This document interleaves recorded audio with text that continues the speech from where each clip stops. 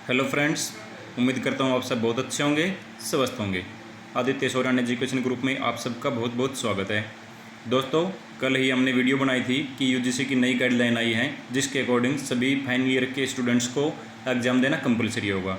लेकिन हरियाणा सरकार ने आज अपनी गाइडलाइन जारी कर दी हैं जिसमें स्टूडेंट्स को फाइनल ईयर का एग्ज़ाम नहीं देना होगा और किस तरह उनको पास किया जाएगा, रीपेयर वालों का क्या होगा और इम्प्रूवमेंट का मौका कैसे मिलेगा, सब कुछ आज हम डिस्कस करेंगे। बने रहिए हमारे साथ। बट बिफोर यू बिगिन, मेरा नाम Aditya Soran.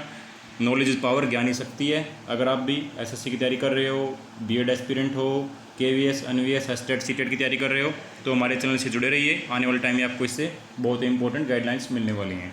Okay students, let's see. देखिए क्या कहा सरकार ने कि कोरोना महामारी को देखते हुए काफ़ी समय से स्कूल, यूनिवर्सिटी और कॉलेज बंद हैं, जिसकी वजह से छात्रों की पढ़ाई पर खासा असर पड़ रहा है। इसी वजह से यूनिवर्सिटी व कॉलेजों में परीक्षा कराए बिना ही परीक्षा परिणाम घोषित करने के लिए उच्चतर व तकनीकी शिक्षा विभाग ने गाइडलाइन जारी कर दी हैं, जिसमें साफ कर दिया गया है कि अगर किसी यूनिवर्सिटी व कॉलेज ने आंतरिक मूल्यांकन में विद्यार्थियों को 75% से ज़्यादा अंक दिए तो उसके पिछले रिकॉर्ड को देखने के साथ ही जांच कराई जा सकती है। यहाँ पर देखिए फ्रेंड्स, साफ साफ लिखा गया है, अगर किसी भी स्टूडेंट को अगर 75% से ज़्यादा मिलते हैं तो उसका पिछला रिकॉर्ड चेक किया जाएगा कि उसके पिछले सेमेस्टर्स में कितने परसेंटेज नंबर हैं, क्या उसका रिकॉर्ड है। उसी के आधार पर उसकी जांच भी कराई जा सकती है। तो यहाँ पर कॉलेज का ये मान के चलो आप, बिल्कुल काफ़ी रेस्ट्रिक्शन रहेगी। 75% से ऊपर देना किसी भी कॉलेज के लिए मुश्किल हो जाएगा। ओके फ्रेंड्स, आगे हम देखते हैं। यूनिवर्सिटी का ग्रेस देने का प्रावधान पहले की तरह ही लागू होगा। यूनिवर्सिटी जो ग्रेस देती थी, आपको पता ही है कि कोई अगर स्टूडेंट्स 1, 2, 3 नंबर से या अलग अलग सब्जेक्ट के मिला के ग्रेस होती थी। आप सबको पता ही है कि हर एक सब्जेक्ट की 1-2 नंबर की ग्रेस होती है। अगर एक सब्जेक्ट में नहीं लेता है तो वह अगले सब्जेक्ट में काउंट हो जाती है। अगर आप इस पर ज़्यादा डिस्कस चाहते हो तो हमारे Facebook page Aditya Soran group से जरूर जुड़िए।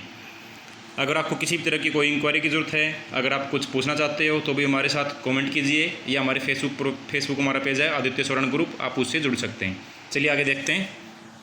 किसी भी रीपेयर, अगर किसी का रीपेयर है तो देखिए स्टूडेंट्स, यहाँ पर क्या बताया गया है, अगर किसी की रीपेयर है और उसके अप्रैल, मई, जून महीने में परीक्षा होनी थी तो क्या बताया गया है, उसका रीपेयर का परीक्षा परिणाम भी औसत के आधार पर जारी किया जाएगा।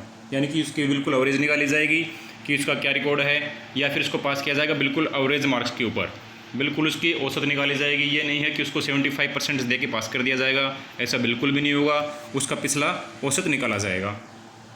इस तरह किसी की कक्षा के साल पूरे होने पर केवल रीपेयर की परीक्षा देनी थी।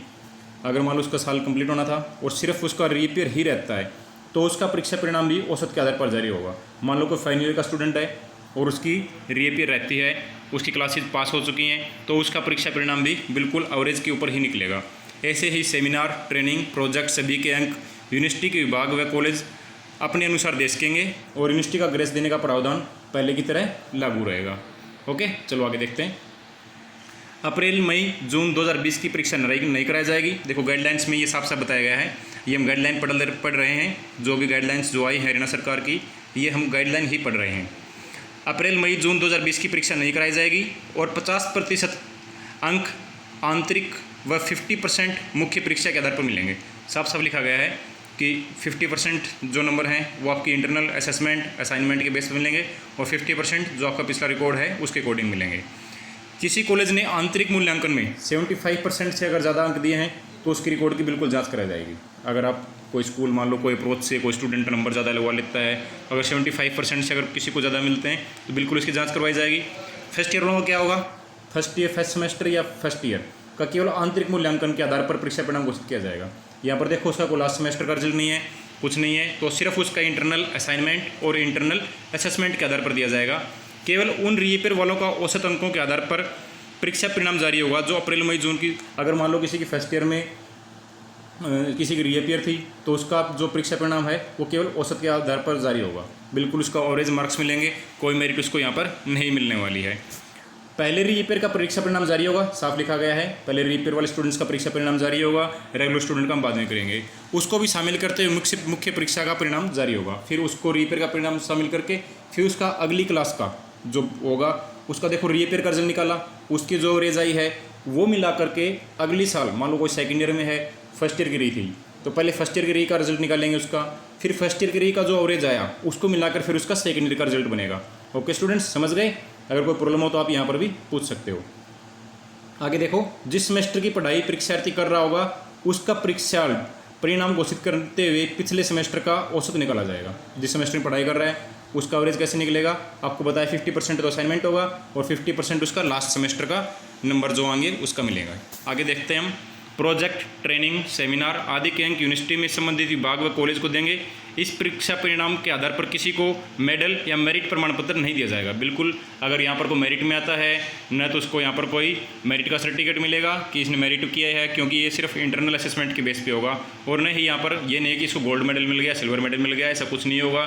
सिर्फ उसका परीक्षा परिणाम ही मान्य होगा। विधि, आर्किटेक्चर, फार्मेसी आदि के परीक्षा परिणाम में यूनिवर्सिटी व कॉलेज को उनसे संबंधित काउंसलिंग के नियमों को भी मानना होगा। बिल्कुल, जो काउंसलिंग के नियम हैं उन सभी को मानना पड़ेगा।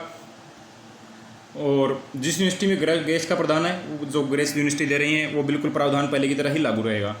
किसी की कक्षा के साल पूरे हो चुके हैं और उसकी रीअपियर और की परीक्षा नहीं हुई, मान लो कोई फाइनल ईयर का स्टूडेंट था, उसकी रीअपियर है लेकिन और कोई एग्जाम नहीं है, तो उसका रिजल्ट सिर्फ औसत अंक देकर ही जारी होगा। बिल्कुल एवरेज मार्क्स देकर उसको पास कर दिया जाएगा।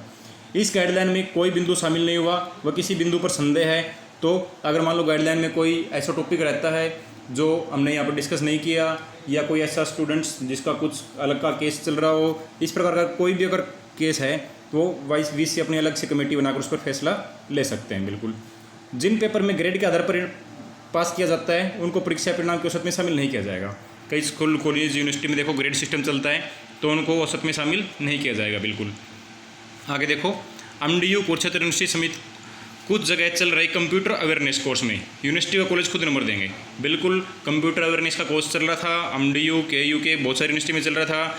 अगर यहाँ पर सिर्फ यूनिवर्सिटी कॉलेज खुद नंबर देंगे उसके, इसका कुछ वो नहीं होगा। अगर इसमें कुछ कोई इंप्रूवमेंट चाहता है और कोई स्टूडेंट चाहता है कि मैं इसमें इंप्रूवमेंट करूँ, मेरे ज़्यादा नंबर होने चाहिए, तो उसको चुनिंदा पेपर की जगह पूरी परीक्षा दोबारा देनी होगी। ये बिल्कुल साफ साफ लिखा गया है कि इसको अगर इंप्रूवमेंट करना है तो पूरी परीक्षा दोबारा देनी होगी। केवल कोरोना महामारी के लिए नियम बनाए गए हैं और किसी यूनिवर्सिटी में हड़ताल या किसी अन्य कारण से परीक्षा नहीं होती तो इसे लागू किया जा सकता है। बिल्कुल साफ साफ लिखा गया है, कोरोना के लिए बनाए गए हैं। ओके स्टूडेंट्स, अगर आपको किसी प्रकार का डाउट है तो आप हमारे चैनल से जरूर जुड़िए। Thanks for listening, stay home, stay safe, God bless you all.